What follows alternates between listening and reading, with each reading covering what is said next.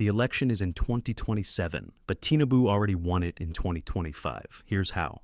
The campaign hasn't officially started, but it's already over. While you're watching fuel prices climb, while you're struggling with inflation, while opposition parties are still strategizing, Tinubu has already locked down 2027. Not with votes, with strategy, not through democracy, through control. Today, I'm pulling back the curtain on the most calculated political operation in Nigerian history.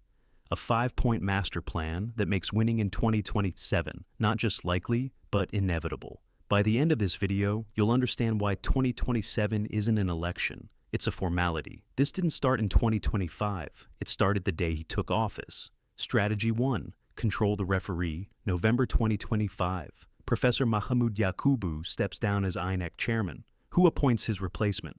President Tinubu. Who confirms the appointment? The Senate, controlled by Tinubu's APC.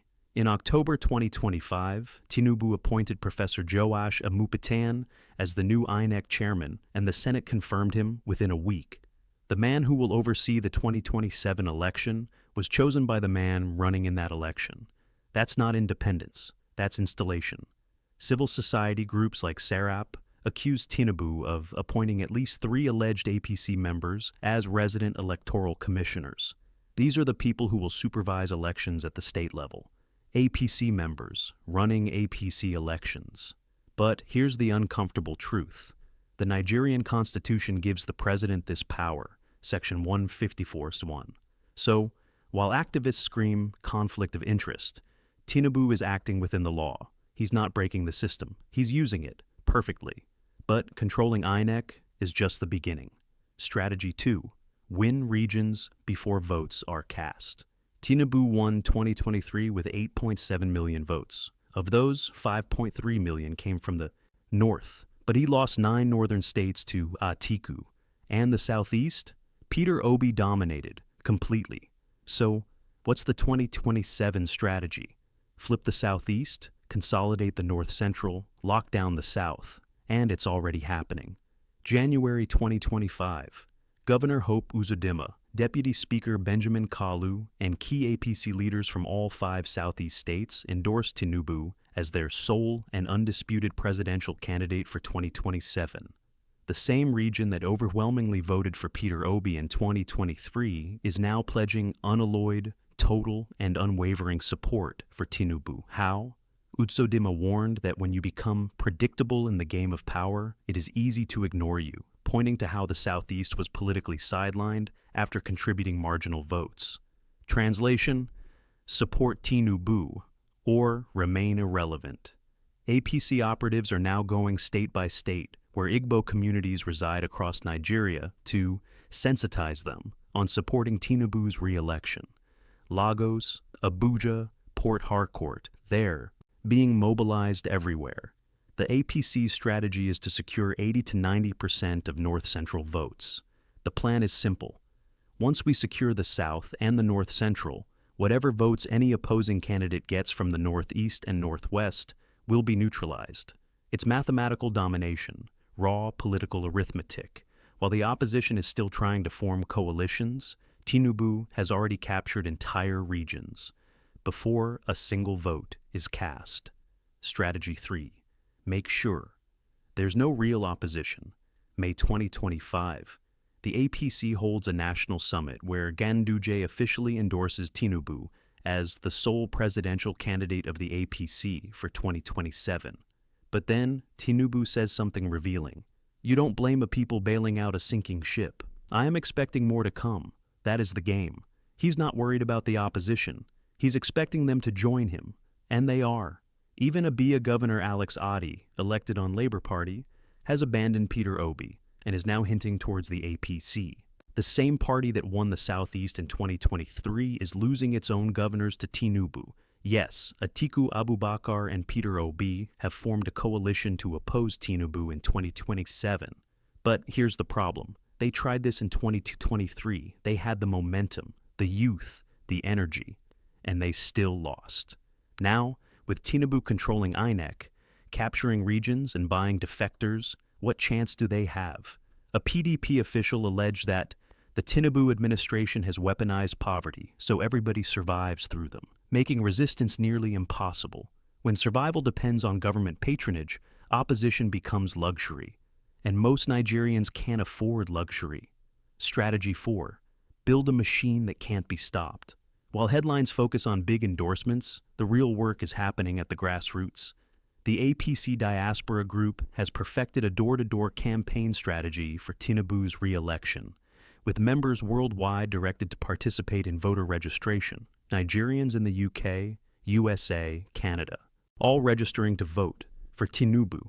APC launched mega rallies for Tinubu's re-election in Kebbi, Kaduna, and Kwara states, with massive turnouts displaying "We Stand with Tinubu" banners and second-term posters. March 2025. The election is 2 years away, and rallies are already happening. The APC appointed Renewed Hope ambassadors and distributed branded vehicles with Tinubu's image, though they claim it's just political engagement and not early campaigning. Branded vehicles, statewide ambassadors, grassroots mobilization, all funded by government resources, your tax money, being used to campaign. When accused of violating electoral laws with early campaigning, the APC spokesperson said, "A party in power has the right to politic, has the right to ginger the system in preparation for the coming election." They're not even hiding it. Strategy 5. Make Nigerians believe it's already decided. This is the psychological masterpiece. Look at the language being used. Soul, presidential candidate, unquestionable leader, only choice for 2027, not likely candidate. Soul, unquestionable, only. It's not marketing, it's programming. The APC national chairman advised northern politicians to shelve their presidential ambitions until 2031, when Tinubu would have completed his second term. They're not saying if Tinubu wins. They're saying when Tinubu completes his second term. The election hasn't happened, but the outcome is already being treated as fact. And here's how it works psychologically. When people hear Tinubu will win enough times, from enough sources in enough regions, they start to believe it's inevitable. And when something feels inevitable, resistance feels pointless.